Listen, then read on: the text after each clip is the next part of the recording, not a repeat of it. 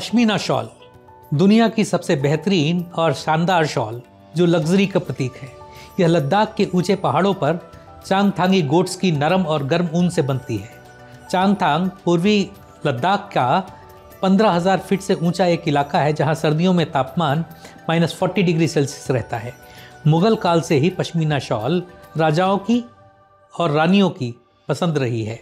पश्मीना शब्द पश्म से निकला है, फारसी में जिसका अर्थ होता है सॉफ्ट गोल्ड या नरम सोना। कहा जाता है यह इतनी गर्म होती है कि इसमें रखने से एक अंडे से भी चूजा निकल आता है। यह अधिकतर कश्मीरी कारीगरों द्वारा ही अपने हाथों से बुनी जाती है। इसे बनाने की प्रक्रिया बेहद लंबी और मेहनत भरी होती है। लद्दाख से ऊन मंगाकर कश्मीरी कारीगर उसे चरखे पर काटते हैं। उससे निकले धागे को हथकरघे पर बुना जाता है। इससे बने कपड़े की रंगाई होती है। इसके बाद उस पर कढ़ाई की जाती है। एक शॉल बनाने में कई हफ्तों और कभी कभी महीनों का समय लगता है। पश्मीना शॉल की सबसे बड़ी खासियत है इसकी नरमी और गर्माहट और सबसे खूबसूरत कढ़ाई। लद्दाख से लेकर कर्नाटक तक बर्फीली सर्दियों में पश्मीना शॉल ओढ़ने के बाद माना जाता है किसी और गर्म कपड़े की ज़रूरत ही नहीं पड़ती। यह शॉल इतनी हल्की होती है कि इसे एक अंगूठी के अंदर से भी गुजारा जा सकता है। रोम के प्रसिद्ध राजा सीजर के दरबार में भी पश्मीना का जिक्र आया था। मुगल बादशाह बाबर ने तत्कालीन राजाओं को गिफ्ट कर पश्मीना शॉल को डिप्लोमेसी का जरिया बना दिया था। आईने अकबरी में दिया है कि अकबर के पास सैकड़ों पश्मीना शॉल थी। नेपोलियन ने मिस्र में अपनी पत्नी जोसेफीन को एक पश्मीना शॉल गिफ्ट की थी। कहा जाता है वह उसे इतनी पसंद आई कि उसने तुरंत 100 पश्मीना शॉलों का ऑर्डर कर दिया। लेकिन इसे ढूंढने का श्रेय एक सूफी संत सैयद अली हमदान को जाता है, जिन्होंने सन 1450 में पश्मीना ऊन से मोजे बनवाकर तत्कालीन बादशाह जैनुल आबादीन को भेंट किए थे। वह उनकी क्वालिटी से इतना प्रभावित हुआ कि उसने कश्मीर में पश्मीना ऊन की प्रोसेसिंग यूनिट ही लगवा दी। ऐसा नहीं है कि पश्मीना दुनिया की सबसे बेहतरीन ऊन है। इससे भी बेहतर शहतूश की ऊन कहलाती है, जो कश्मीर के पहाड़ों पर पाए जाने वाले चिरू नाम के एक एंटीलोप के पेट के बालों से बनती है। ये जो टिबेटन एंटीलोप जिसे हम चिरू के नाम से भी जानते हैं, ये टिबेटन प्लेटू और हिमालयन रेंजेस में पाया जाता है। जम्मू कश्मीर और ऊपर हिमालय के क्षेत्रों में जो स्नो कैप्ड एरियाज हैं जहाँ पे बर्फ पाई जाती है, ऐसे पहाड़ी क्षेत्रों में पाया जाता है। और ये हाईली एंडेंजर्ड है। ये साइटेस के अपेंडिक्स 1 में भी लिस्टेड है और हमारे वाइल्ड लाइफ प्रोटेक्शन एक्ट के भी शेड्यूल 1 में ये लिस्टेड है। इसका मतलब है कि हाईली एंडेंजर्ड एनिमल है। उसकी संख्या बहुत कम है। आपने शाहतूश शॉल का नाम सुना होगा, और ये शाहतूश शॉल ये चीरू या टिबेटन एंटीलोप के हेयर से बनाया जाता है, उसके बालों से बनाया जाता है।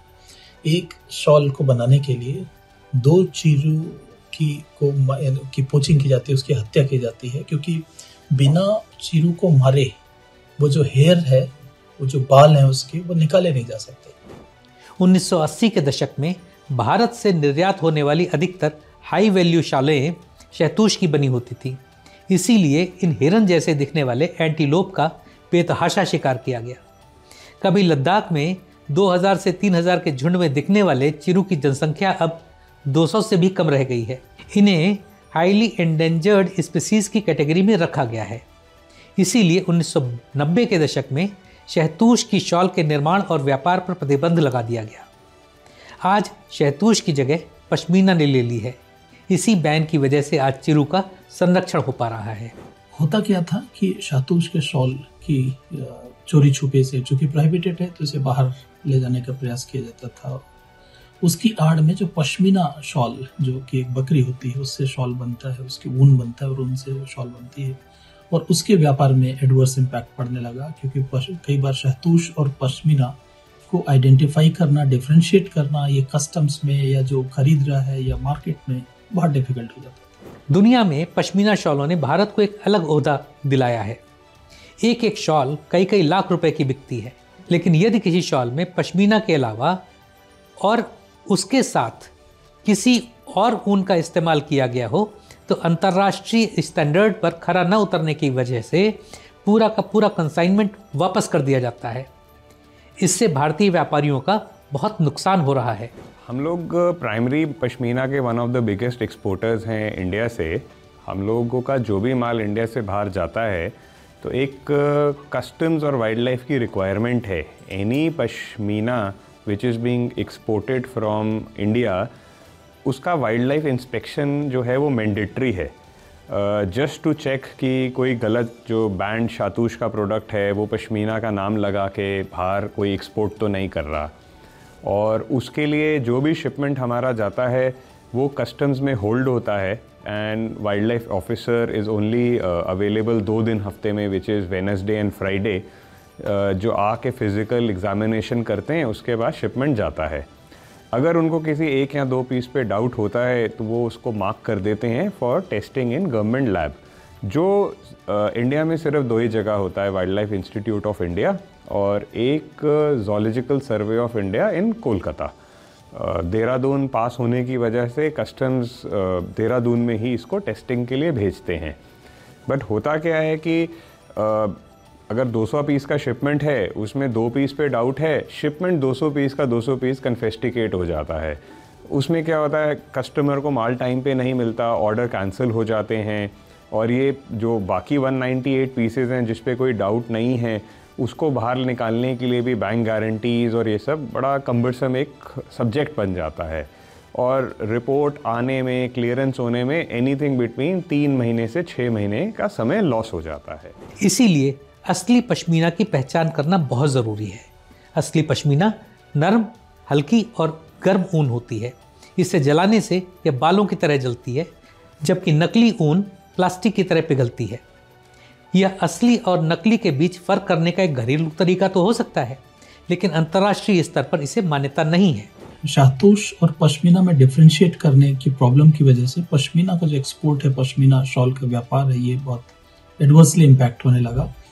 तो माननीय जब ये समस्या का पता चला तो एक्सपोर्ट प्रमोशन काउंसिल और अन्य एजेंसीज जो इसमें इसके व्यापार में भाग ले रही हैं, उन्होंने ये समस्या मंत्रालय के सामने रखी और माननीय केंद्रीय मंत्री श्री भूपेंद्र यादव जी, जो union minister, ministry of environment, forest and climate change हैं, उनके निर्देशानुसार फिर ये एक रास्ता निकाला गया कि क्यों ना पश्मीना शॉल का एक ऐसा certification wild life institute of India के माध्यम से किया जा सके जो कि टैम्पर प्रूफ हो और हर शॉल सर्टिफाई हो और उसमें एक टैम्पर प्रूफ लेबलिंग हो जाए QR कोड के साथ, ताकि जो भी उस शॉल को परचेज कर रहा हो, खरीद रहा हो, जो एक्सपोर्ट कर रहा हो, इवन जो कस्टम जो उसे चेक कर रहा हो, सबके लिए बहुत सहूलियत होगी। तो इस अवधारणा के साथ, इस संकल्प के साथ ही एक यूनिट, एक तरीका निकाला गया, इसकी एक SOP बनाई गई और wild life institute of India में पश्मीना शॉल सर्टिफिकेशन का एक सेंटर खोला गया। और उसकी वजह से ये kind of win win situation, जो एक्सपोर्ट, जो व्यापार कर रहे हैं शॉल का, उनके लिए भी और एक इंस्टीट्यूट के लिए भी, और इसका जो इनडायरेक्ट इम्पैक्ट है वो चीरू के संरक्षण, टिबेटन एंटीलोप के संरक्षण पर भी बहुत ही पॉजिटिवली पड़ रहा है। इसीलिए अब देहरादून स्थित wild life institute of India WII ने एक्सपोर्ट प्रमोशन काउंसिल के आग्रह पर इन शॉलों को सर्टिफाई करना शुरू किया है। हम घूमते फिरते वाइल्ड लाइफ मिनिस्ट्री में पहुँचे, श्री SP यादव जी से मिले, उनको हमने पूरा इंडस्ट्री का एक प्रॉब्लम बताया, एक इकोसिस्टम बताया कि भाई इन प्रोसेसेस से ये चलती है।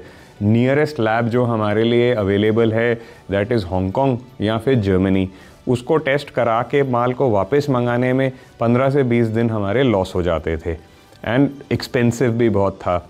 तो हमने उनको रिक्वेस्ट किया कि भाई मिनिस्ट्री ऑफ टेक्सटाइल्स के मिल के कोई लैब लगा दी जाए, पर अगेन वो टेक्निकल रीजंस की वजह से बन नहीं पाया। तो उन्होंने एक प्रपोज़ल दिया कि उनका जो वाइल्ड लाइफ इंस्टीट्यूट इंडिया में ऑलरेडी लैब अवेलेबल है उसको हम इन्हांस कर देते हैं, कैपेसिटी इन्हांस कर देते हैं एंड पब्लिक के लिए खोल देते हैं।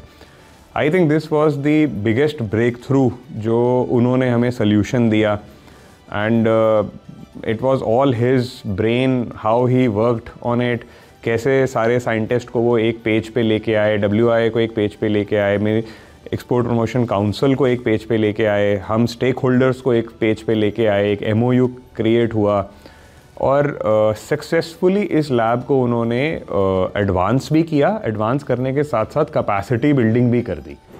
उसके सर्टिफिकेट लगी शॉल को कस्टम या एक्साइज द्वारा किसी भी पोर्ट या बंदरगाह पर नहीं रोका जाता।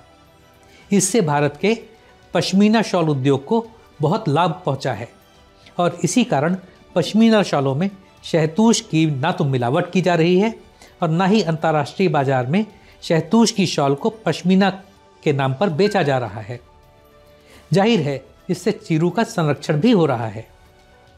तो आइए जानते हैं यह जांच कैसे की जा रही है, इसकी क्या प्रक्रिया है और इसमें कितना समय लगता है। हम इस संस्थान के डायरेक्टर 1990 बैच के महाराष्ट्र कैडर के IFS अधिकारी श्री वीरेंद्र आर तिवारी से भी बात करेंगे। तो सर आप थोड़ा सा अगर बताएंगे कि ये कैसे सर्टिफिकेशन करते हैं और कि अभी तक कब से शुरू किया गई। जी धन्यवाद।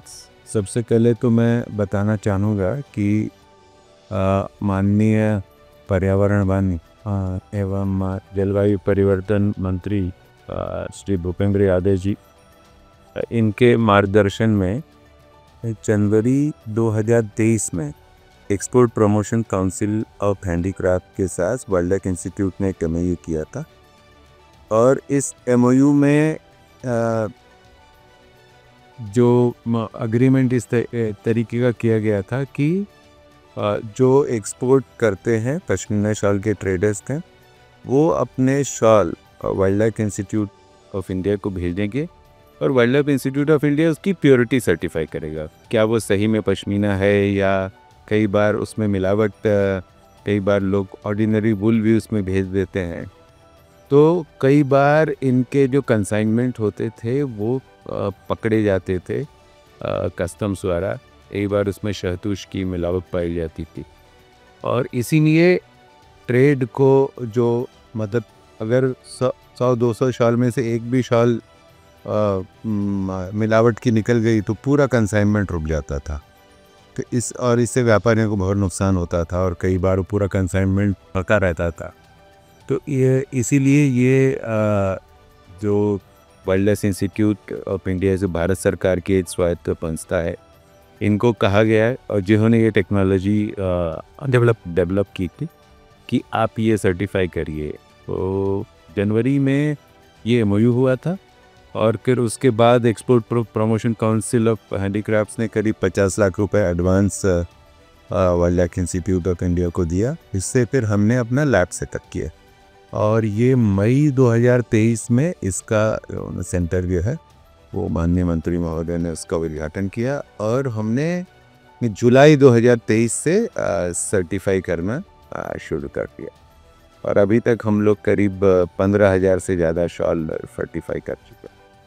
अब महीने आप कल कितनी के शॉल? और नहीं, शुरुआत में तो हम लोग करीब हर महीने 1,000 के आसपास सर्टिफाई कर लेते थे और जब से हमने रिसेंटली पिछले महीने ही advance centre for pashmina certification का उद्घाटन माननीय मंत्री जी ने किया है और ये सेंटर शुरू होने के बाद करीब 1500 से 2000 तक की हमारी कैपेसिटी है। उतना शॉल हम हर महीने सर्टिफाई करता। इनसे पश्मीना भी क्यों? विलेज में पश्मीना शॉल्स की बहुत ज़्यादा डिमांड है और करीब साल में जो मुझे अनुमान है करीब 40-45 हज़ार शॉल भारत एक्सपोर्ट करता है भी। और एक्सपोर्ट प्रमोशन काउंसिल अब पश्मीना के साथ वो और चीज़ों में बोन्स वगैरह के भी कुछ आर्टिकल जो हिंदुस्तान से एक्सपोर्ट होते हैं उसके लिए भी वो चाह रहा है कि हम लोग टेक्नोलॉजी डेवलप करें और वो हमारे पास कैस्टिंग के लिए भेज देंगे। वो मतलब कि अभी पश्मीना से शुरुआत की गई है, बाकी चीज़ों में भी जैसे हमारी टेक्नोलॉजी डेवलप हो जाएगी तो हम काम पर। सर शहतूश सैंपल्स मिले होंगे में शहतूश की ऐसा तो नहीं, हमारे पास जब फॉरेंसिक लैब में शहतूश जब भारत मतलब कोई कंसाइनमेंट सीज की जाती है, भारत सरकार या कस्टम्स जब कोई या पुलिस डिपार्टमेंट जब कोई या फॉरेस्ट डिपार्टमेंट संदेहवश कभी कोई कंसाइनमेंट जब सीज करती है तो वो चीज़ हमारे फॉरेंसिक लैब में रखती है। यहाँ के कई बार दूसरी किस्म की मिलावट, कई बार वूल होता है, कई बार कुछ और हाँ भेड़ बकरी के वूल भी उसमें मिला दिए जाते हैं। तो व्यापारियों को मतलब ये मोस्टली ट्रेडर हैं, ये मैन्युफैक्चरर नहीं है। ये तो मटेरियल कहीं और से आता है, उस पर कढ़ाई करा कर ये तो एक्सपोर्ट करते हैं। तो ये नहीं चाहते हैं कि कोई भी मतलब नकली प्रोडक्ट उनके ब्रांड से बिके। तो फॉर लेमैन अगर थोड़ा सा बता सकें कि ये पश्मीना शॉल बनती कैसे, किस जानवर से वूल निकलती है? ये पश्मीना गोट, पश्मीना एक बकरी गोट होती है, उसके बुल को यूज़ किया जाता है और ये बहुत ही डेलिकेट होती है। और इसमें बेसिक जो शॉल हो उसकी कीमत बहुत ज़्यादा नहीं होती, जो मटेरियल होता है उसकी कीमत 15-20 हज़ार से ज़्यादा नहीं होती होगी, पर मेन जो उस पर एम्ब्रॉयडरी होती, मेन कॉस्ट उसकी होती है। मतलब एम्ब्रॉयडरी की पूरे शॉल में अगर एम्ब्रॉयडरी है तो शॉल 10-12 लाख की भी हो जाती है, और अगर सिर्फ बॉर्डर पे है तो वो करीब 60-70-80 हज़ार की हो जाती है। तो व्यापारी नहीं जानते हैं कि इतनी मेहनत करने के बाद, मतलब जब आप एक पूरे शॉल की जो कढ़ाई होती है वो करने में कई बार 6 महीने 1 साल लगते हैं एक फैमिली को, और उतना सब मेहनत करने के बाद अगर लगे कि ये मिलावट है तो उनका बहुत नुकसान हो सकता है। इसलिए वो चाहते हैं, अब तो वो कई सारे व्यापारी ये चाह रहे हैं कि पहले वो कोरा बिना कढ़ाई के शॉल आपके पास भेज दें, आप उसको पहले टेस्ट कर लें, तब उसको एम्ब्रॉयडरी कराएं, ताकि रिजेक्शन का रेट नहीं हो। जी। तो ये मतलब अभी जो 1-1.5 साल से हम लोगों का अनुभव हुआ है, उससे उनको लग रहा है कि हम 2 बार टेस्ट कराएं, एक बार वो पहले एक बार बाद में इसलिए कि जो हम लोग सर्टिफिकेट इशू करते हैं उसमें दोनों पार्ट आता है। उसमें जो फोटोग्राफ हम लगाते हैं उसमें थोड़ा बिना एम्ब्रॉयडरी का और एम्ब्रॉयडरी का दोनों का फोटोग्राफ आता है, ताकि उसको आइडेंटिफाई किया जाए। दूसरा, उसमें हम शाल का वजन भी लिखते हैं, तो एम्ब्रॉयडरी के बाद शाल का वजन भी चेंज हो जाता है। तो इसलिए वो चाह रहे हैं कि 2 बार सर्टिफिकेशन। तो अभी तक आपको कोई शहतूश की मिलावट वाला नहीं? शहतूश की मिलावट का है सिर्फ कोई शॉल। जी जी। And how much if you can tell me this tooth has earned? इसमें देखिए प्रति शॉल हम लोग 800 रुपये प्लस GST, ये जो MOU हमने साइन किया है, ये इस रेट पे साइन किया है, और करीब हम अब तक 1.5 करोड़ के आसपास, हाँ 1.25 करोड़ के आसपास हम लोगों को रेवेन्यू पर। कुछ खैर उसमें तो जो हमारे पूरे जो वहाँ पे स्टाफ काम करता है उसका सभी का जो पेमेंट है जी सब उसी सोर्स से खाते हैं। तो ये नहीं कह सकते it has become a money spinner for? नहीं, इट विल डेफिनेटली। अभी हमारा एग्रीमेंट उनसे ऐसा है कि जो उन्होंने हमें एडवांस दिया है, करीब एक बार 50 लाख, एक बार 30 लाख, 80 लाख उनका एडवांस है। तो जितने शॉल वो हमसे सर्टिफाई कराते हैं तो 50% of that cost is adjusted through the advance and they pay only 50%। तो जब ये एडवांस पूरा का पूरा एडवांस जब ख़त्म हो जाएगा तब हमें फुल अमाउंट मिलेगा, है ना। तब अभी जैसे 800 रुपये है तो 400 रुपये उसमें से एडजस्ट करते हैं वो, और 400 रुपये हमें कैश देते हैं, जो हमें स्टाफ के पेमेंट में सर्कुलेशन में काम आता है। पर definitely it is a self sustaining model, और institute is going to get money out of it. तो अगले 6 महीने में मेरे ख्याल से 4-5 महीने में वो जो एडवांसेस है सब एडजस्ट हो जाए। उसके बाद will be getting full amount, मतलब हर महीने करीब 8 से 10 लाख रुपए आएंगे, जिसमें स्टाफ का खर्चा अगर 5 लाख होगा तो बाकी 5 लाख पे इंस्टीट्यूट पे। तो ये थे wildlife institute of India के director doctor Virendra R Tiwari, जिन्होंने बताया कि wildlife institute of India कैसे पश्मीना शॉलों को सर्टिफिकेट जारी कर रहा है और अब उनका क्या उपयोग है, कितना बड़ा बिजनेस इससे होने वाला है, पश्मीना शॉल के उद्योग को इससे कितना बढ़ावा मिलेगा। बहुत बहुत धन्यवाद।